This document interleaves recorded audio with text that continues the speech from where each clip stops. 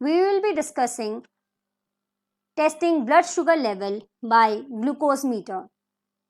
This picture which you see here is a glucose meter. So this is a glucose meter, and this which you can see is the strip from which you will be taking the blood with the help of a capillary action. So this is the point which you are going to touch on the drop of the blood, and this would take it inside with the help of the capillary action. Now this is the lancet device. You'll be injecting your lancet into this. Lancet is nothing but a pin which is used to prick your finger. So let us begin with this particular experiment. Before going into this experiment, let us discuss what is blood sugar level. So blood sugar level is very important to be checked because there are various people whose blood has a much more level of blood glucose than required. So there are two types of diabetes, as you all must be knowing, type 1 and type 2. So in type 1 diabetes, let us move to this particular chart where you will be seeing the various levels of blood sugar. So as you know, if uh, if you are a normal person without a diabetic condition, your blood sugar level would be 80 to 100 in fasting condition, and if you just ate, your blood sugar level would be 170 to 200, and after 3 hours of eating it would be 120 to 140. But if your blood sugar level comes to be 100 to 101 to 125, you would be a pre-diabetic. All the things are shown on your screens, so please go through this. So the basic thing where you check the blood sugar level is for diabetes mellitus. So diabetes mellitus is a disease that prevents your body from properly using the energy from the food you eat. Diabetes occurs in one of the following situation. The pancreas, as you know, they produce insulin. Insulin is a naturally occurring hormone produced by the beta cells of the pancreas, which helps the body use sugar for energy. The pancreas make insulin, but the insulin made doesn't work as it should. This condition is called insulin resistance, which results in diabetes. So there are two types of diabetes, type 1 and type 2. What is the type 1 diabetes? Let me explain you. Type 1 diabetes occurs because the insulin producing cells of the pancreas are damaged. In type 1 diabetes, the pancreas makes little or no insulin, so sugar can't get into the body's cells for use as energy.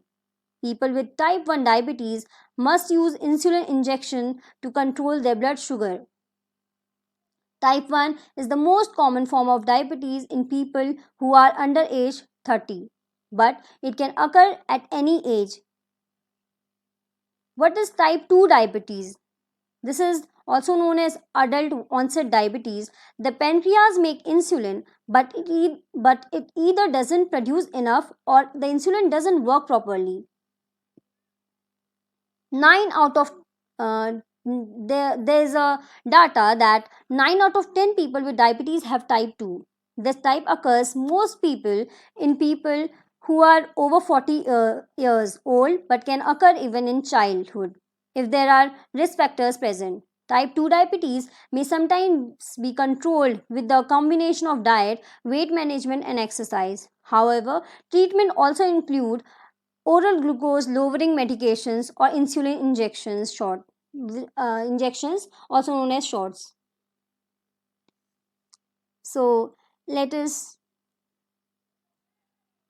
know how you'll be measuring diabetes, which is the main objective of this online course. So you'll be requiring the alcohol wipes or anything which with the help of which you can sterile your hands, and a lancet. Lancet is nothing but a pin, a lancet device where the lancet would be injected, a test strip, and blood glucose meter. So these are the pictures So these are the pictures what a test strip look like.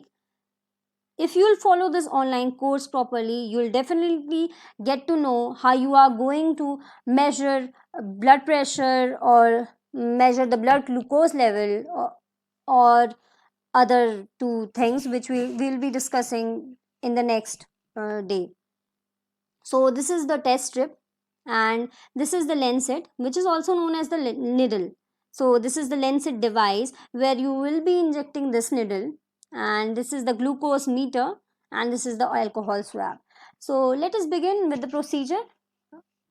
So first of all, what you have to do is sterile your finger by alcohol wipes or wash your hands, and then just keep in mind that you'll have to dry your hands.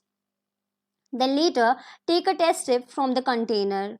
So there is a container which has lots of test strips, and you'll have to take one test strip, and you'll have to take a new test strip every time you measure your blood glucose level.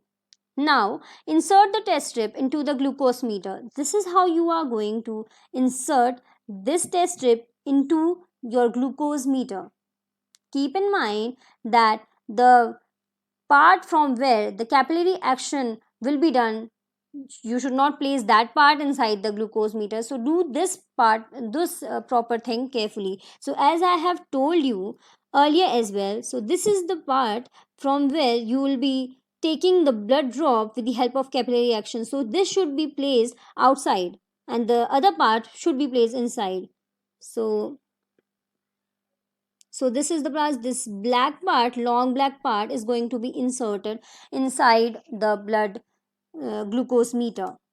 Next, placing a new lancet into the lancing device. So this is also to be kept in mind that use a new needle every time you measure your blood glucose, as needle is the main thing which can cause infection. So use a new needle every time you measure your blood glucose.